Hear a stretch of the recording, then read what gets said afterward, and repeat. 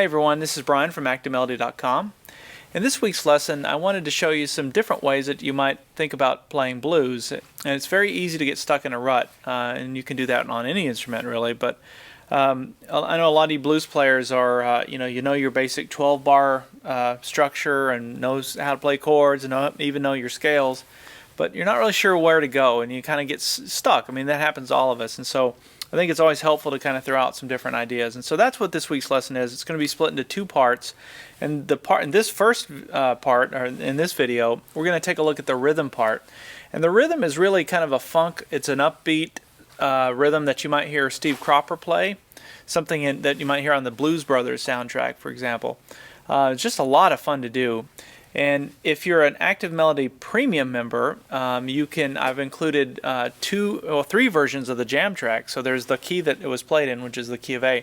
But I've also got I've got a version in the key of G and one in the key of C, so that you can practice playing that in different keys. I think it's always important to know how to transpose what you're doing to other keys. So if you're playing along with another group, for example, and you want to use some of this, you can do it.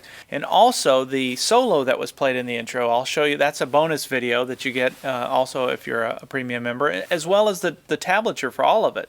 So you get all of that. And but in this lesson, I'm going to spend a lot of time breaking down the rhythm part. So let's take a look at that. All right, so let's take a look at this rhythm. Now this is a lot of fun to do just because it's very up-tempo and there's a lot of kind of strumming going on with the right hand. And this is something you can do on an acoustic guitar or electric guitar, so you're not limited on that. I'm going to go ahead and play through it by myself with no accompaniment. I always like to do that in these lessons so that you can see where we're going and you can see what this sounds like on its own without the interference of a jam track. And it also gives you a reference if you need to refer back to how it should sound. So, all right, let me play through it first by myself, and then we'll break it down note for note. So here we go.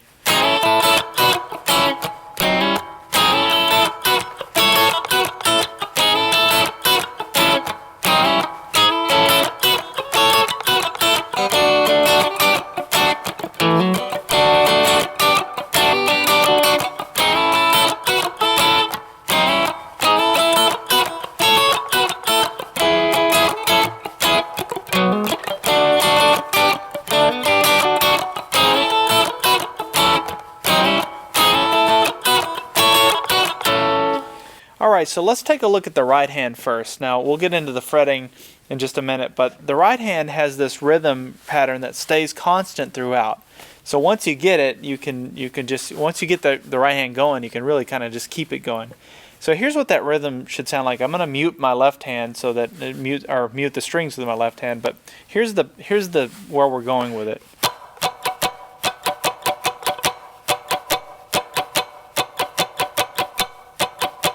Let me slow it down.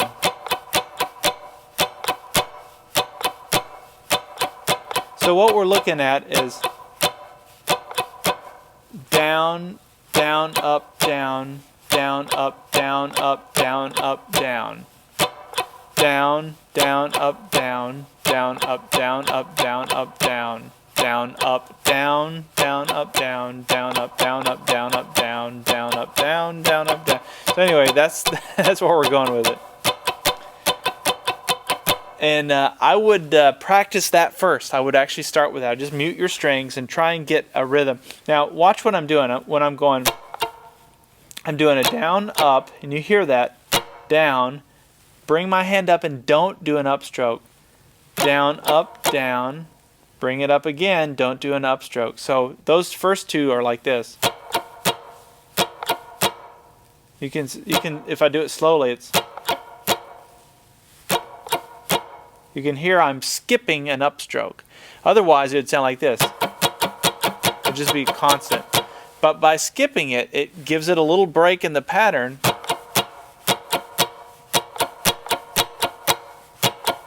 And all you're doing to skip it is you're kind of pulling your hand away so that you can come back to the top without hitting the note. But if you notice the motion of the hand, it's really moving the whole time. It just keeps going. So it's really the hand looks like it's just going down, up, but it's by engaging in the strings and not engaging in the strings and creating little breaks, that's what gives you those distinctive rhythms. Okay, so anyway, once you get that down, then you can play this. Then the left-handing, the fretting is actually pretty easy. So the first thing we're going to do is we're going to play an A chord in a way that maybe you haven't played it before, but we're going to start by barring the first two strings on the 5th fret with our pointer finger, and then we're going to take our middle finger and come down here to the 6th fret 3rd string. And we're just going to play those top 3 strings. So we're going to play, that's the chord. Now I slide into it like this. So I take everything that we just made there and I slide it all down 1 fret, and that's where I started. So I go, so I kind of slide into the to the notes.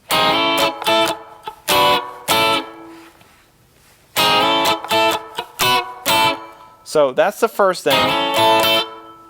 Then we come up here and I bar with I just use my ring finger for that, bar the first 3 strings on the 7th fret. So, and then back to that A chord up here. So all together what we have is,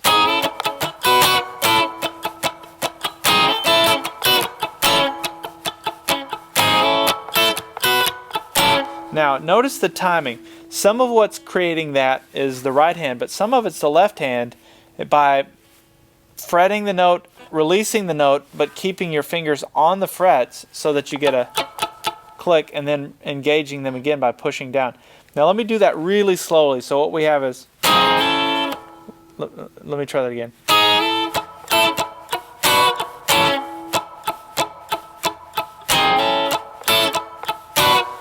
See these little pops right here? There's one. There's another one.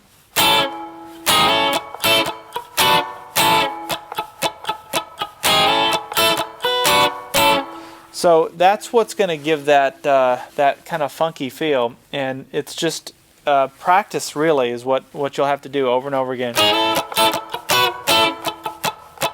Okay, so that's the first part that happens.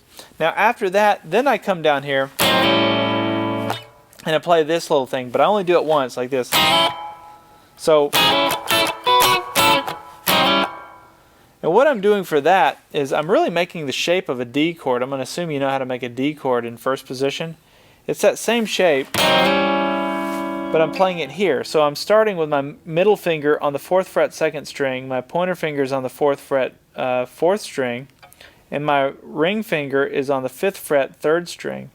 And so that's how I'm making that D shape, and I start there, so I'm only playing strings 4, 3, and 2, and I slide them all up 1, like that, so that I have that, and that gives it kind of this cool A7th sound.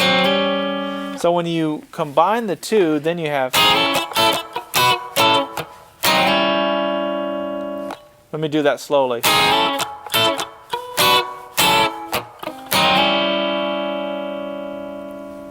And then you repeat it up to that point.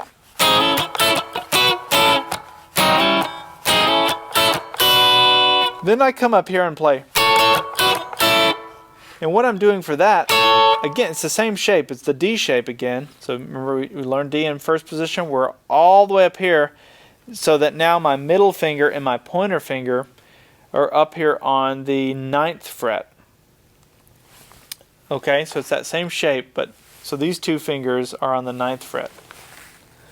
And I'm just playing those top 3 strings, and I'm going to go down, up,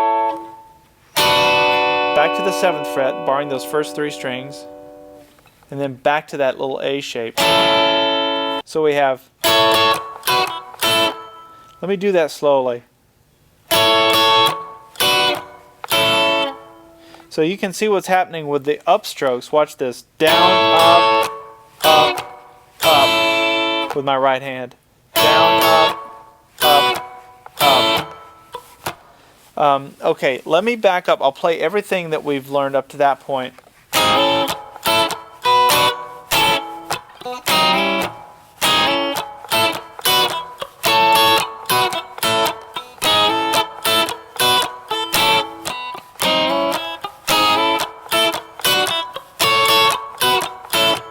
And you can see the right hand just keeps going, and it's really knowing when to, knowing when to, once you get that melody in your head of the da da da da da, and hearing it, then you'll know kind of when to push down and when to release.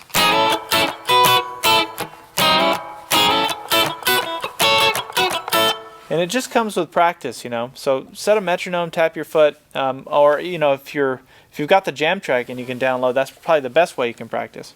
All right, so then we come to the D part of the song, and for that I got.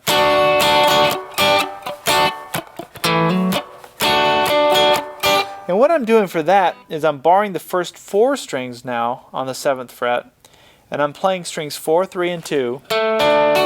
And that's another way you can play a D chord, by the way. You can play it just like that. And so what I'm doing is I'm going, the strumming pattern is down, up, up. And then I go ahead and I push down I take my middle finger and I come up here to the 8th fret 2nd string. My ring finger goes to the 9th fret 4th string. And again, I'm only playing strings 4, 3, and 2. So I have, and then I release that. So those fretted notes go down like that, and then I take them off to go back to the D chord. So let's get the timing now. Now that you know the fretted notes, the timing is.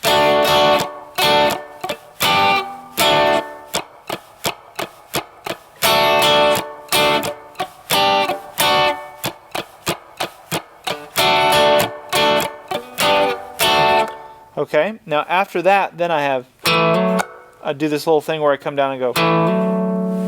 And for that, I just take the bar that I'm already barring the first 4 strings. I go ahead and include the 5th string now, and I'm going to play strings 5 and 4, just those 2 strings. And as soon as I pluck them, I go ahead and I hammer onto the 9th fret 5th string, and it gives kind of a nice. Just a nice way to kind of play that chord and play it in a lower range. So you got,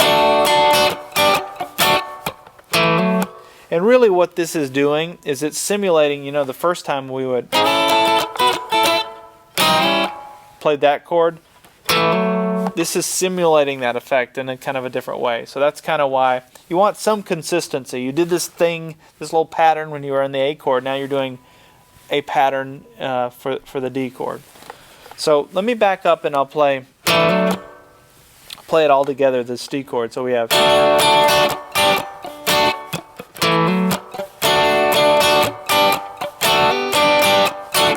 Let me do it again. Let me do it slowly.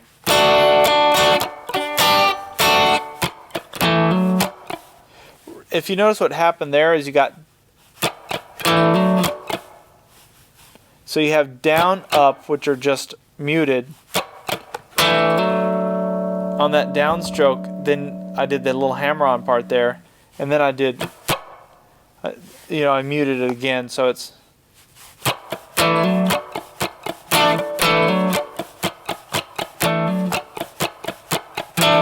So altogether we have.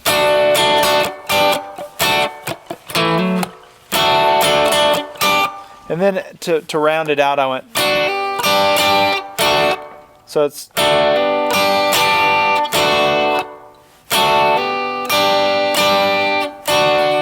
So then we return back to the A part.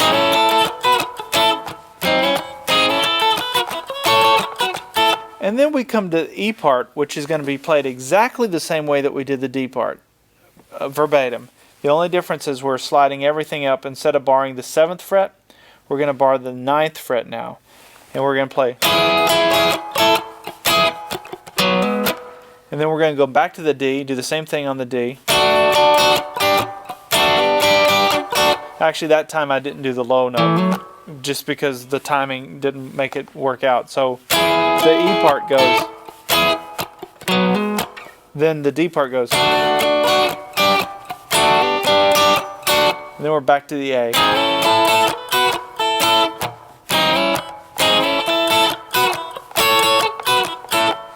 And so that's really it. There's I realized that the challenge in this is going to be getting that timing. So if you're watching this and you're already pretty proficient with strumming, you're going to be like, dude, hurry up, like I got it already. But I know that a lot of people struggle with strumming, and especially if you're kind of new, it can be, this style of strumming can be challenging. So it's just something you just want to keep practicing. And in the beginning, just try working on a pattern like that.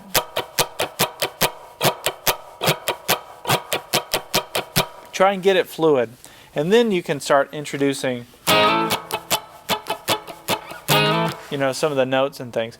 And once you're able to do that, you can do all kinds of really cool rhythms. I mean, that's really how it's making your right hand and your left hand really synchronized to get that. But it feels really fun to do once it all clicks with you. You go, oh, okay, cool, I got it. And like I said, you can do this on acoustic, electric, doesn't matter. But anyway, that's all I have for the rhythm part. So hopefully you've enjoyed that. Make sure you check out activemelody.com if you want to watch part 2 and see how to play the lead, or download any of the jam tracks or the tablature for this lesson.